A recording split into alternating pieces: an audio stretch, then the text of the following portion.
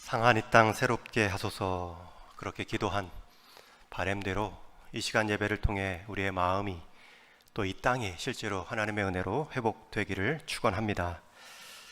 우리가 예수님을 잘 믿고 잘 따르기 위해서는 먼저 예수님이 누구이신가를 잘 알아야 합니다.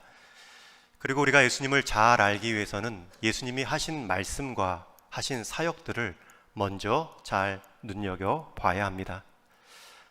여러분, 예수님께서 세례를 받고 광야에서 금식 기도를 마치신 후에 공적인 사역을 처음 시작하시며 하신 말씀은 회개하라, 천국이 가까이 왔느니라. 마태복음 4장 17절의 말씀입니다. 즉, 회개가 천국의 열쇠이고 하나님은 이 땅 가운데 예수님은 우리에게 천국을 주시고자 오신 분임을 알 수 있습니다.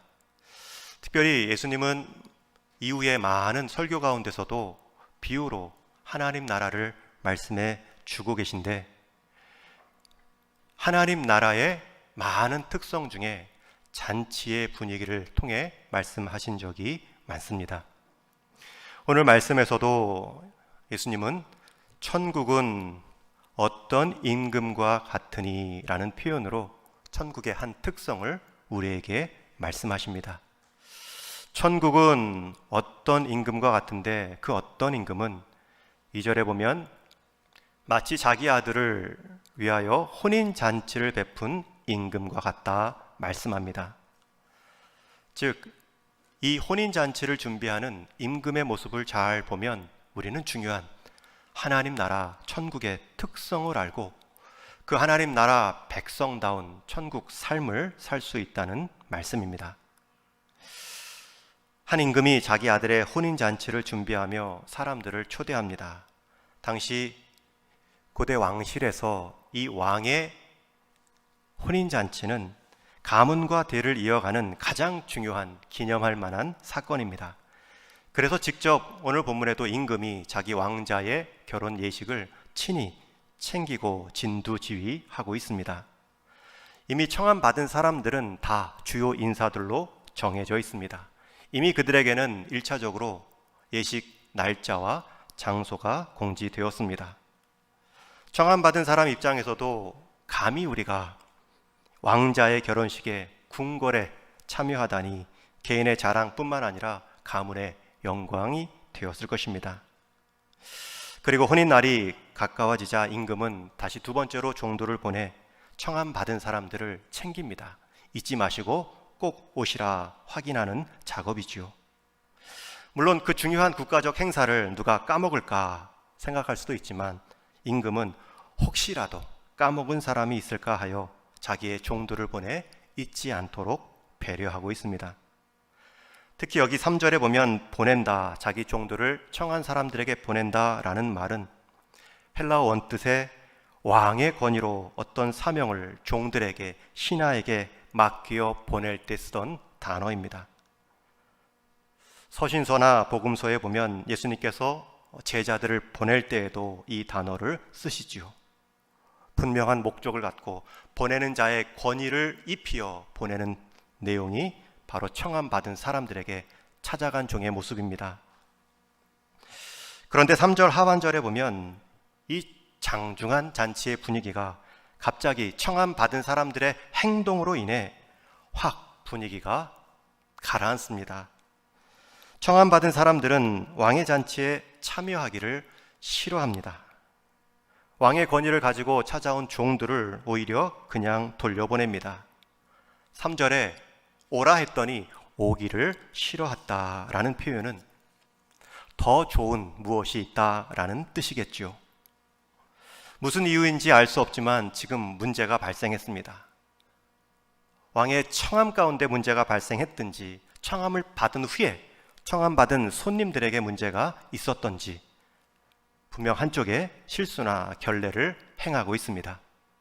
이미 그들은 다 서로 간에 약속이 된 상황입니다. 갑작스럽게 임금이 종들을 보내 오라 한 것도 아닙니다.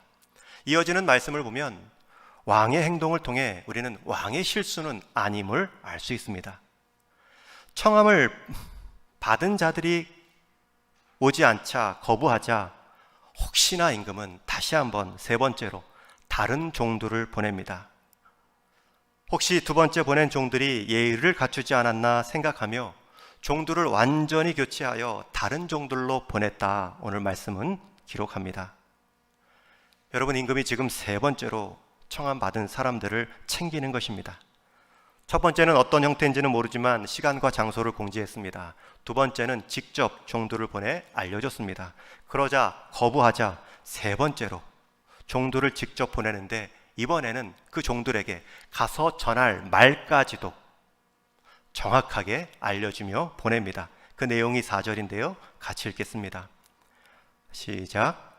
다시 다른 종들을 보내며 이르되 청한 사람들에게 이르기를 내가 오찬을 준비하되 나의 소와 살진 짐승을 잡고 모든 것을 갖추었으니 혼인잔치에 오소서 하라 하였더니.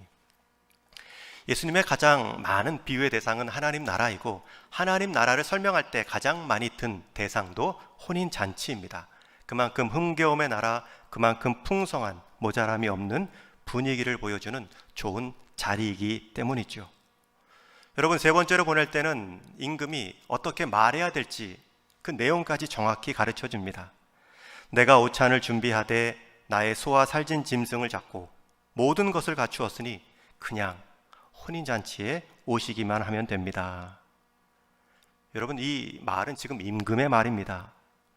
얼마나 최대한 겸손한 표현으로 잔치의 청함을 표현하고 있는지 모릅니다.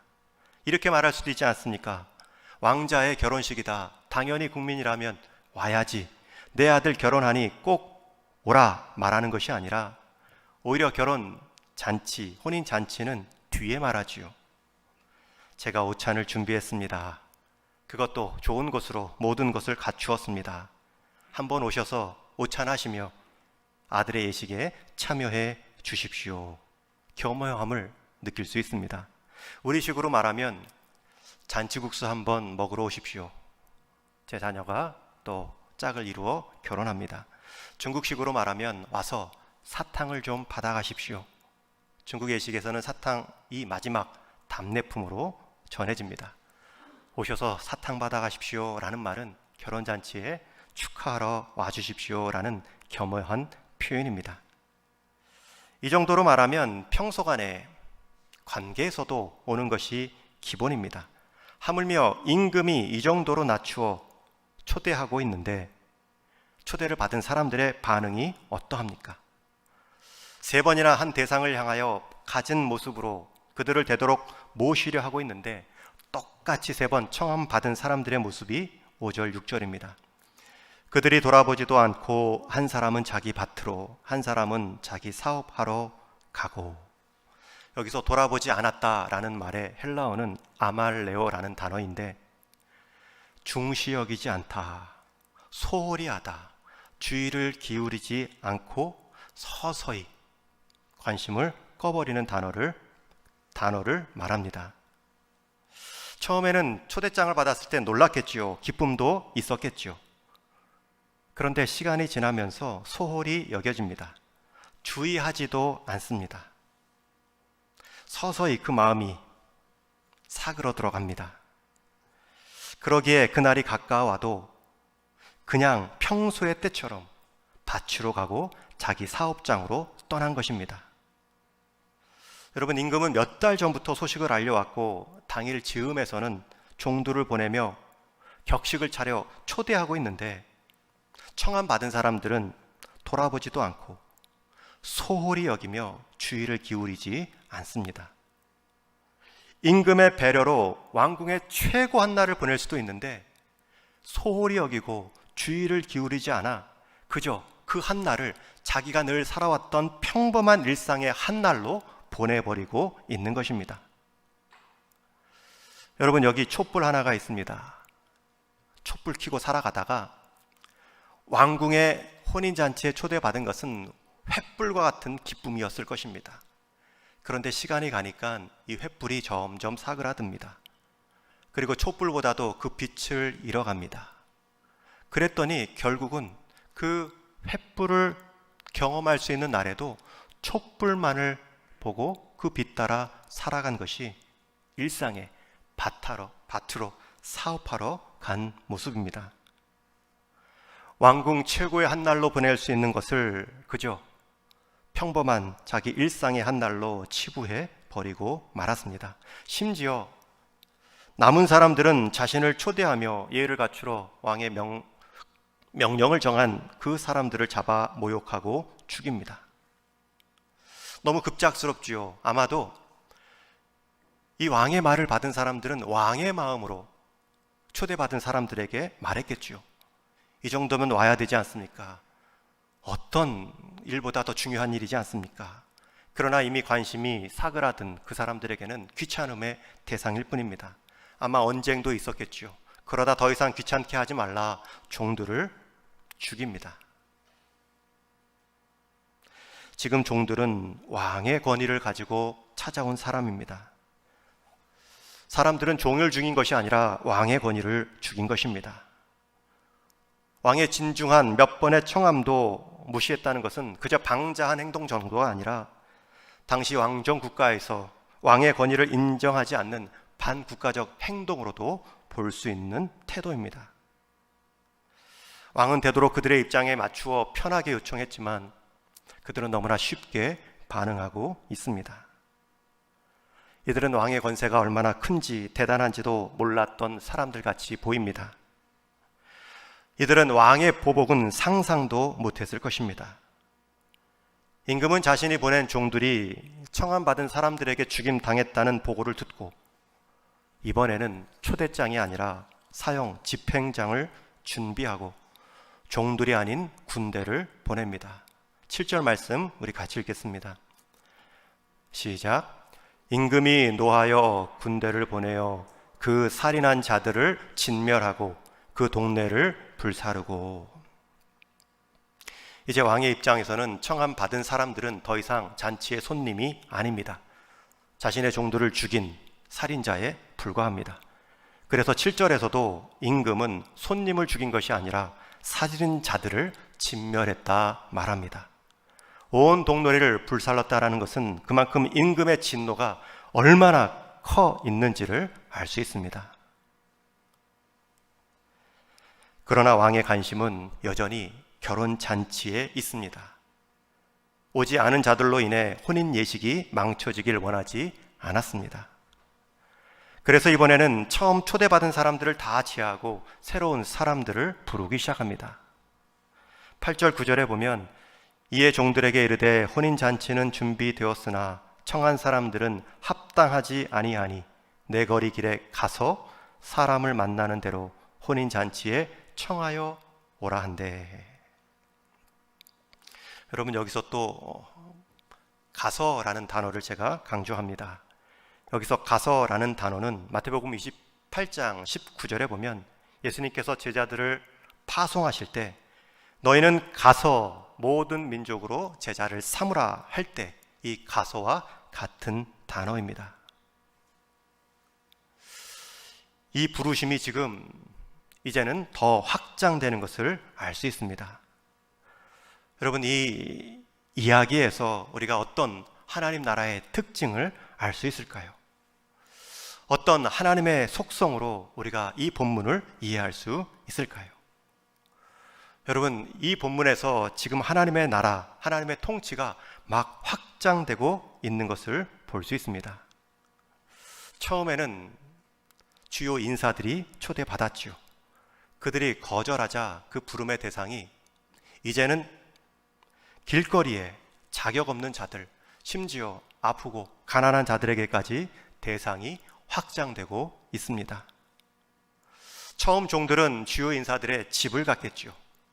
그러나 지금은 내 거리 길에 가서 길가에 있는 누구든지 부름에 응하는 자들은 다 혼인잔치의 청함의 대상이 될 수 있었습니다. 거리적으로도 집이 아니라 내 거리로, 관계적으로도 주요 인사들이 아니라 길거리에 위에 사람들로 확장되고 있습니다. 여러분, 하나님 나라의 속성은 지금도 확장되고 있습니다. 사도 바울은 이미 이 본문을 통하여서 우리 유대인들이 거절하였을 때 그 복음의 청함 대상들이 유대인들에서 이방인까지 확장되었다 말하고 있습니다.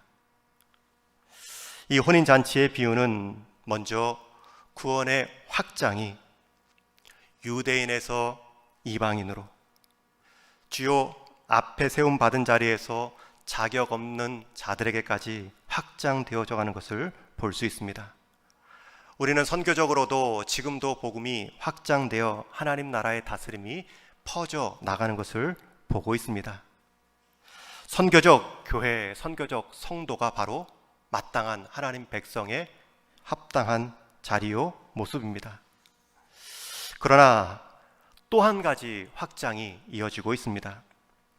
이 종들의 보낸 임금의 행동에서 이제 길거리의 사람들이 초대를 받아 왕궁으로 몰려옵니다. 특별히 길의 사람들을 초대했다는 것은 그만큼 차별 없이 불렀다는 뜻입니다.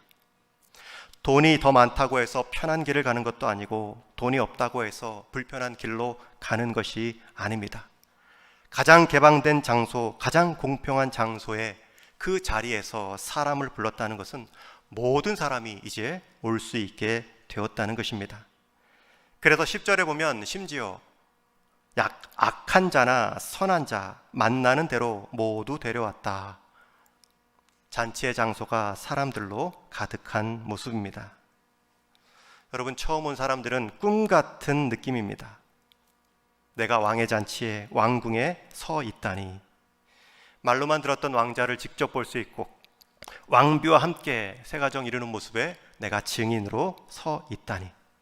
오늘 잔치의 음식은 무엇이고 이 왕궁의 결혼식은 얼마나 화려할까. 잔뜩 기대감에 많은 사람들이 몰려 있습니다. 그때에 예식이 시작되기 전 임금이 먼저 그들 앞에 나타납니다. 11절 말씀에 보면 임금이 손님들을 보러 들어왔다 기록합니다. 아마도 얼마나 왔는지, 누가 왔는지 궁금해 궁궐 마당으로 나왔겠죠. 그런데 거기서 예상 외의 일이 벌어집니다. 임금은 그 많은 모인 사람들 가운데 한 사람을 주목합니다. 그 예수님의 주목을 받은 한 사람은 오늘 성경에서 예복을 입지 않은 자라 말하죠. 당시 결혼 예식에는 다 예복을 입는 것이 그냥 상식이었습니다. 자리와 격식에 맞는 화려한 옷이 아니라 최소한 그 자리를 구별할 수 있는 구별된 옷이면 예복이라 칭하여졌습니다. 우리가 아무리 하찮은 곳에 가도 헬스장에 가면 절대 구두를 신고 가지 못해 운동화를 신지 않은 한 입장이 불가합니다. 우리 남자분들도 예복은 훈련, 간단한 하루의 훈련일지라도 민간인 복장을 하면 절대로 정문을 통과할 수 없습니다. 하물며 지금 왕자의 혼인잔치인데 그 당시에 가장 일상적이었던 예복마저 입지 않고 온 한 사람이 있습니다. 12절 말씀에 보면 그 사람을 보고 임금이 묻습니다. 친구여, 어찌하여 예복을 입지 않고 여기 들어왔느냐? 이 말에 아무 말도 하지 못한 것을 보면 당시 관습에 비추어도 이 한 사람의 모습은 아주 특별한 행동임을 알 수 있습니다. 어찌하여 라는 표현도 어떻게 입지 않고 올 수 있느냐라는 실망의 소리입니다. 전혀 생각하지 못한 모습에 실망한 모습이죠. 당시 유대문헌과 사회에서의 이 예복의 의미, 옷의 의미는 부름받은 자리에 합당한 삶, 태도를 말합니다.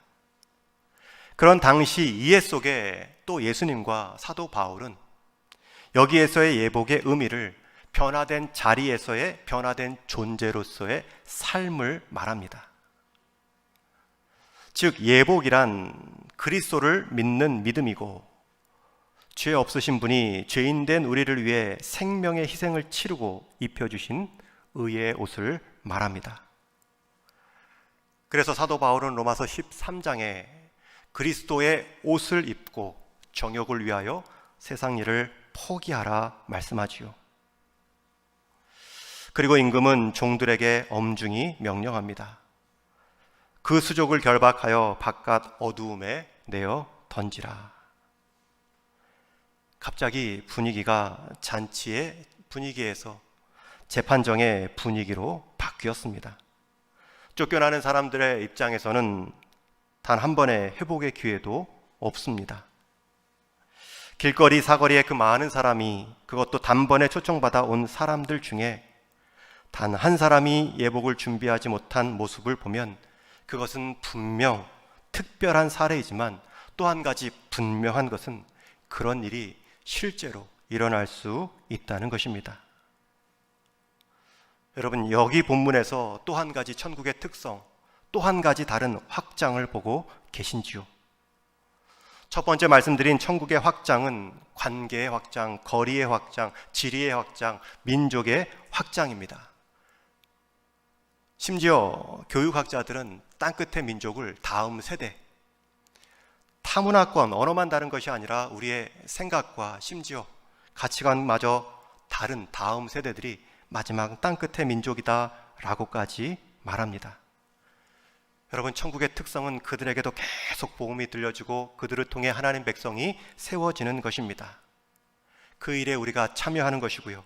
그렇기 때문에 선교하고 또 오늘 장학주의를 맞으며 다음 세대를 격려하는 것입니다. 그러나 또 한 가지 확장이 있습니다. 그것은 초대받은 자의 합당한 삶을 살아가는 개인의 확장입니다. 예복을 준비하지 못한 한 사람이 내어 쫓김을 받는 모습을 보며 우리는 그 한 사람, 내적인 확장을 이루지 못한 그 두려운 마음을 보셔야 됩니다. 초청을 받은 모든 사람들이 왕궁에는 들어왔지만 왕자의 결혼 예식에 다 참여한 것은 아닙니다. 우리에게 예복이 갖추어져 있는가 살펴야 됩니다. 우리에게 예복이 날마다 입혀져 있는가 점검하셔야 됩니다. 이것이 정말 두려운 일입니다. 왕궁에 있더니 잔치에 당연한 권리가 있는 줄 알았는데 다시 잔치에 참여하기는커녕 왕궁 밖으로 쫓겨날 수도 있습니다. 아주 적은 소수이지만 이 일이 실제로 일어날 수 있음을 경고하고 계신 것입니다.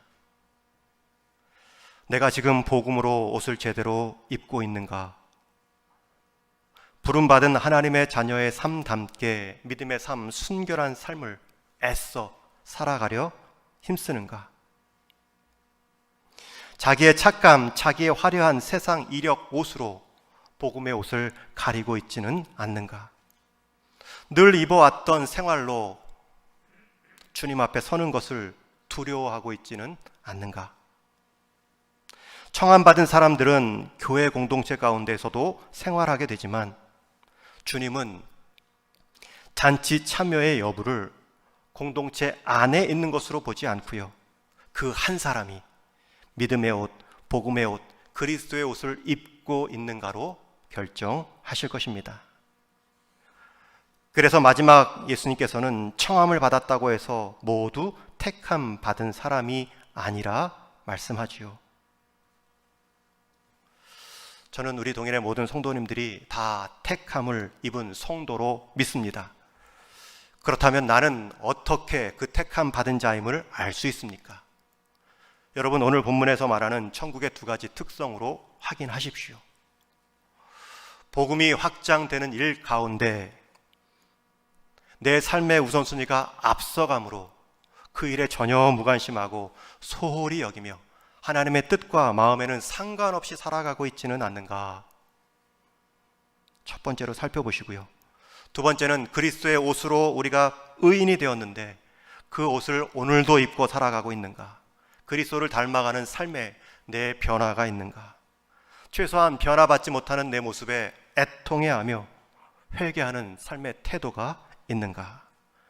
여러분, 그 두 가지라면 분명히 그는 청함뿐만 아니라 택함 받은 자임에 분명합니다. 하나님 나라의 특성이 무엇입니까? 혼인 잔치를 베푼 어떤 임금의 모습을 보면 알 수 있습니다. 여러분, 이 하나님 나라 초청에 제외된 사람들이 누구입니까? 작은 촛불로 살아왔다 횃불을 경험하면 횃불의 가치를 알아야 되는데 점점 사그라들다 다시 촛불만을 들고 살아가는 인생들이었습니다. 그 촛불마저도 없고 이제 자격 없는 자들을 다 불러내었을 때 그 예복을 의로움으로 입은 성도들, 그것이 마지막 주님께서 우리를 보실 예복인데 우리는 어떤 옷을 오늘도 입고 주님 앞에 나아가고 있는가 살피셔야 됩니다. 하나님의 나라는 하나님의 주권대로 움직이며 하나님의 나라는 거부한 자들을 통하여 절대로 위축받지 않습니다. 우리가 다시 한번 이 하나님 백성됨의 의미를 살피는 이 아침이 되기를 바랍니다. 복음에 제한이 없다고 해서 아무렇게나 복음을 받는 모습은 아무 옷이나 입고 아무 데나 들어갈 수 있다 스스로 생각하는 착각과 같기 때문입니다. 여러분, 이 거룩한 떨림이 있다면 그 떨림은 여러분들이 택함 받은 자의 증거가 될 것입니다. 그러나 신앙생활 하면서 한번 들어섰으니 더 이상의 회개는 없다 라고 말하는 순간 그 떨림은 마지막 날에 정말 두려운 떨림이 될 수도 있습니다. 여러분, 제 말을, 성경 말씀을 오해하지 마십시오. 구원의 조건을 말하는 것이 아니라 구원받은 자의 증거를 강조하는 것입니다. 이 두려운 떨림은 오늘도 우리에게 필요하고요. 그 떨림은 우리가 촛불로만 살아가지 않고 횃불 앞에서 살아가는 기쁨을 계속 유지하게 만들 수 있습니다. 바라기는 우리 동인에 온 성도님들 한 사람도 예외 없이 택함 받은 자의 자리로 여러분의 신앙의 끝이 끝날 수 있기를 축원합니다. 그러기 위해서 점검하십시오. 내 안에, 내 밖에 복음의 확장, 하나님의 통치가 날마다 넓어지고 있는가, 깊어지고 있는가. 자칫 그 관심을 끄고 내 안에 들려진 촛불 하나로만 살아가고 있지는 않는가. 그것에 대한 돌이킴, 회개하는 모습이 바로 천국, 가까이 온 천국의 주인들로, 손님들로 세움받을 수 있습니다. 저와 여러분, 날마다 믿음의 옷, 복음의 옷 확인하고 또 날마다 그 옷을 챙겨 입고 살아감으로 하늘의 혼인잔치를 준비하며 청함으로만 끝나지 않고 택함 받은 자의 기쁨 속에 우리의 신앙 여정 이어갈 수 있기를 주님의 이름으로 축원합니다.